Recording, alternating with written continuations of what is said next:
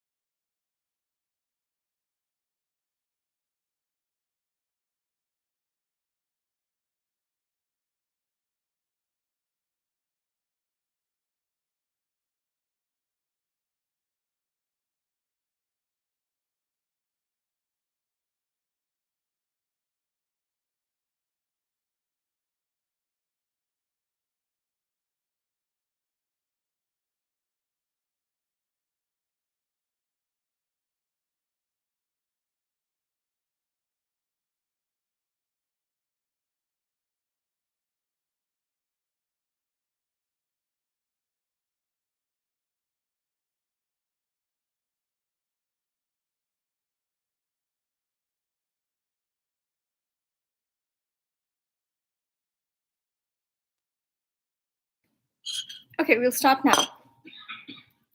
So I'll first walk you through the landscape of the timelines, and perhaps uh, even before I start this discussion, anybody who is looking at this data set, they need to reconfirm because this is not a legal advice or not neither it's a data set which needs to be coded. Not anything and everything needs to be coded. It's just that one needs to understand the nuances uh, behind the technologies which have been developed globally, and particularly from the landscape of what continents or what kind of treaties were in place.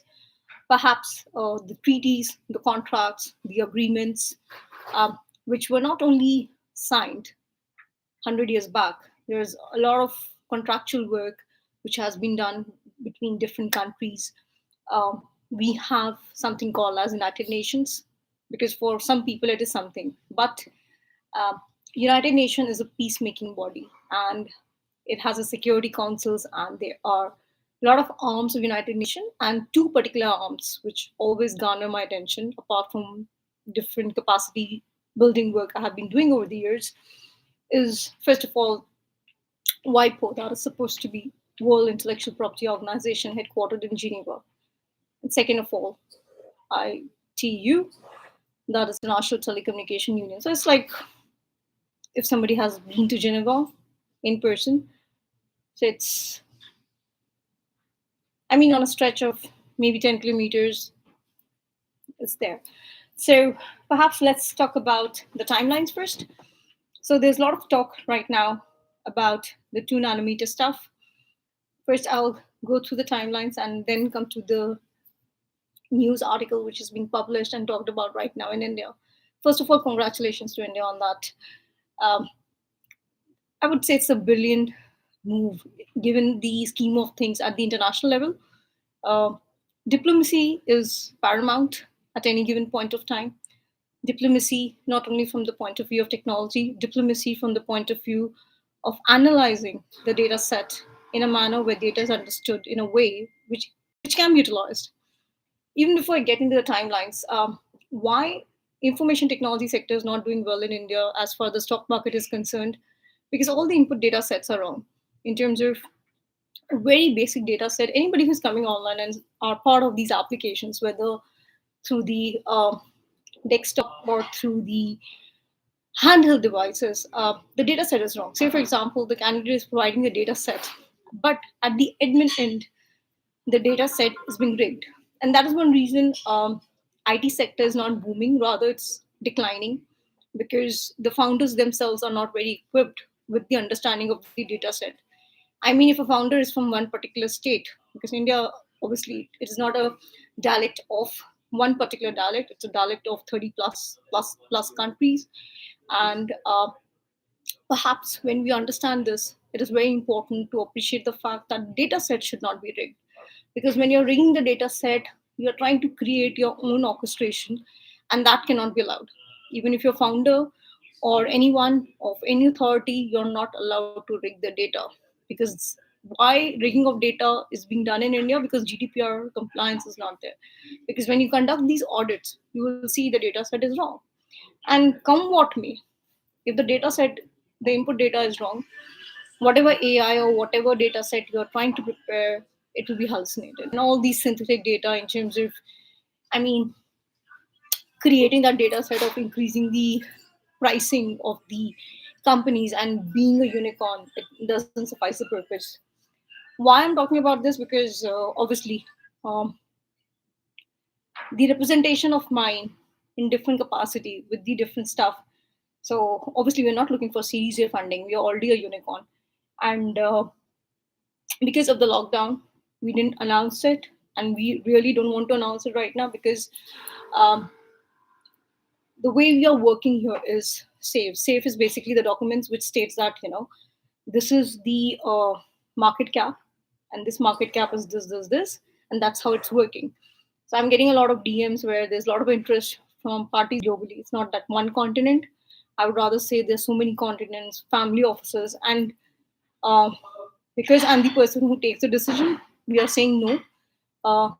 Perhaps because once you are taking any kind of investment which is backed by these uh, family offices and a group of operators, then you, like it or not, you have to uh, give a part of you to the other unicorns, or perhaps whatever the fundraising they are doing. And rather than they doing the due diligence, I have done my due diligence on anyone and everyone, because over the years, it's not over the years, more than 2 decades. So I'm not a person who started off the business just yesterday. So 2 decade means a lot of data set, a lot of work, and particularly I've worked in intellectual property all my life, particularly in the telco stuff, semiconductors. So that's how my data set had started. So let's come back to the timelines and like try to finish it up ASAP so that I can just get on to the other stuff which needs to be done in terms of the SGD goals. Okay, so everybody's talking about ARM company, 2 nanometers, and others. So the data set particularly talks about. So now what has happened is over the years, United Kingdom has now taken cognizance of intellectual property rights very seriously, and it's a very good thing.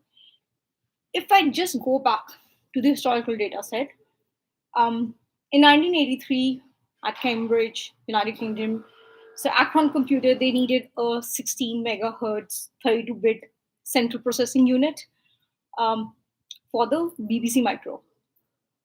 So there were two people who actually drew the first machine. So we do a lot of computation on the papers in terms of the block diagrams, semantic diagrams. So they did it on the paper, and that was the first Acorn RISC machine, that is RISC. And in April 1985, the first ARM1 silicon, which was 3 nanometer, having 25K transistor, booted what it said, "Hello World," in Akron Lab. And so this happened, and let's go back to 1985 to 87. We had this Archimedes and the 1 watt wonder, which is basically somewhere in June 1987, Akron ships the Archimedes 305 with ARMS 2, which was 8 megahertz, 4K catch, and 7 MIPS. It is the fastest desktop on the planet at that point of time, but they were losing money, and they had a Italian company which was a parent company. That is one reason I'm so careful about how we uh, put it into practice as to what we have developed, because that technology is one of the um, path breaking landmark technology right now in the world. Okay, coming back here. So we have Olivetti, it's Italian parent. They saw no reason to sell the chips to outsiders. Perhaps one needs to see the market, how the market is behaving. And what is right now important is the historical data set and the environmental data set. Because even if you have the best of the tech and the environment data set is not aligning with that, that is not going to work, because SDG goals needs to be achieved by 2030. And we are on the timeline of 2025. We have 25, perhaps I would rather say it's almost over. It's just that winding up of things happening right now, as far as whatever work has been done in first 3 quarters is just winding up for the last quarter. And somewhere in 1988-89, Apple secretly prototyped the tablet size Newton, which was burning through AA batteries with every X86 and 68K candidate. So what was the deal here was to spin the central processing unit team out, and Apple can buy from a neutral vendor. The communication network was not very strong at that point of time. And in 2025, things are very different. Um, there's a lot of access to the data set if somebody knows how to see the data set, and a lot can be developed. It's just that the best thing is China being our neighbor in terms of India and China. China has the factories ready. I mean, they have the best of the factories in terms of what has been developed and what can be done at a scale. So the cost is low, and perhaps you can just uh, get your things done there.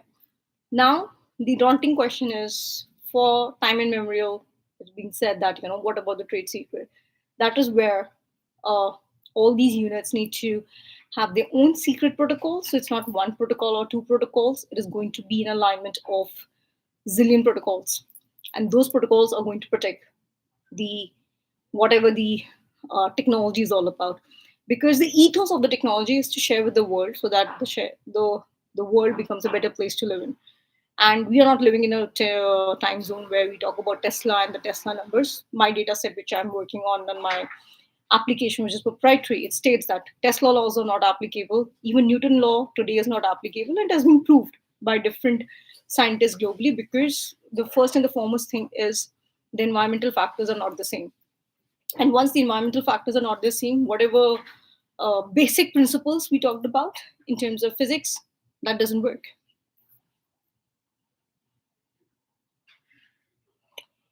I'll skip everything. I'm going to discuss this 91 to 93, perhaps. So this whole stuff of whatever we develop in terms of protocols, how does the licensing happen?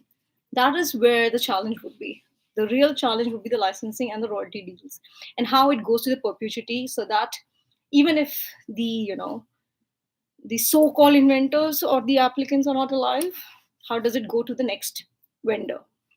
Or who is the legal hair, if I talk about in the legal acumen stuff? And for that, we have DAOs. DAOs are basically uh, decentralized autonomous organizations globally, and there are zillion DAOs right now.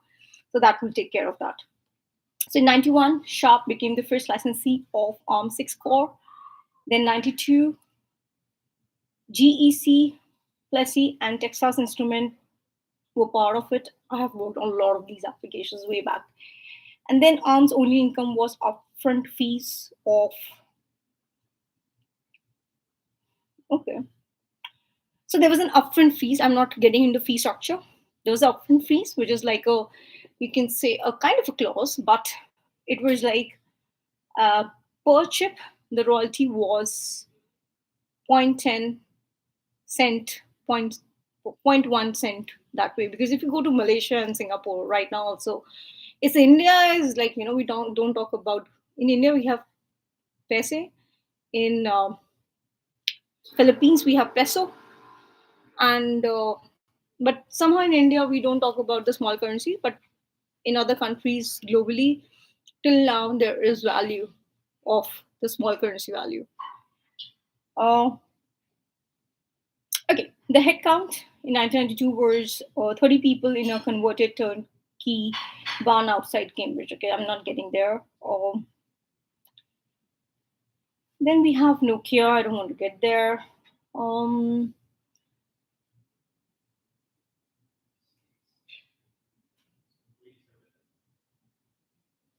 So we are right now looking into the server sockets, or particularly we are looking at technology for energy harvesting. That means whatever these devices, the heat which is generated, the heat which is dissipated, how that heat can be reutilized to do the charging. So that is one of the sectors where a lot of work is being done right now.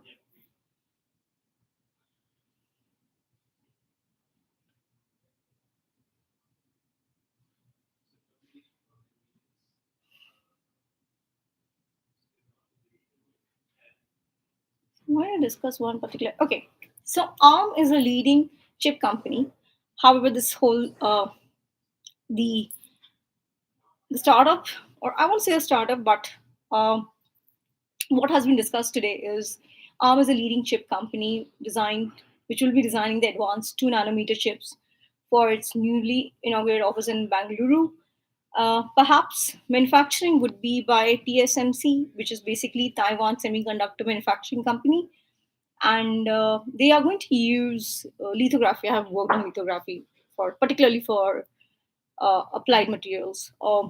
So advanced EUV lithography to achieve the scale. Uh, The significance is basically the development signifies India's increasing role in the global semiconductor ecosystem, focusing on high value chip design. Honestly, the way I see it, uh, most of the talent which was always working in semiconductor, it came from India. So I beg to differ with this sentence where it states that India will become a semiconductor expert. Um, what is important right now is what is the benefit the current government provides the talent to upscale semiconductor industry as a whole. That's the question the government needs to answer, because this was developed by Indians only who were working or deployed in foreign companies, and how we can deploy them back is the question the stakeholders need to answer.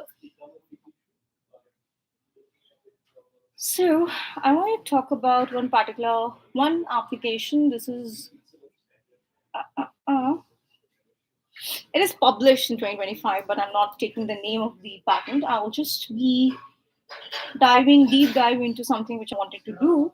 So let's understand this.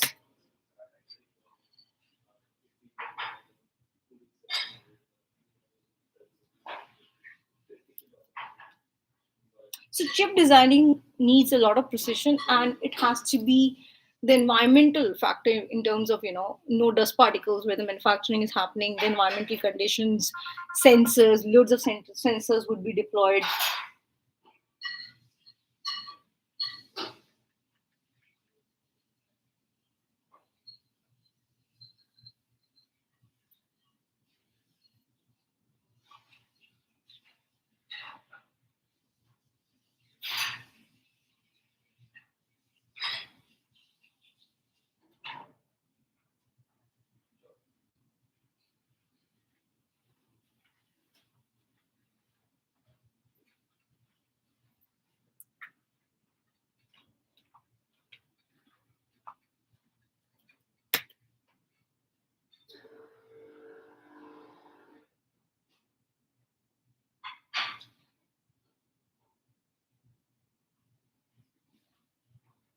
So I'm just going through the claims just to understand. And claims is nothing that, claim not to nothing. It's a part of the process. It's not the heart of the invention. Maybe in some of my previous videos, I used to talk about its heart and this and that, the funnels and whatnot.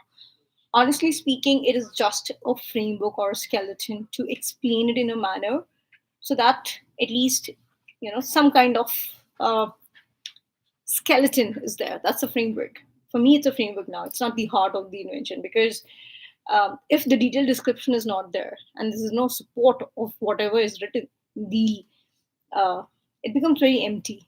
So uh, patent claims are just the framework architecture of any technology or the framework of whatever is being discussed.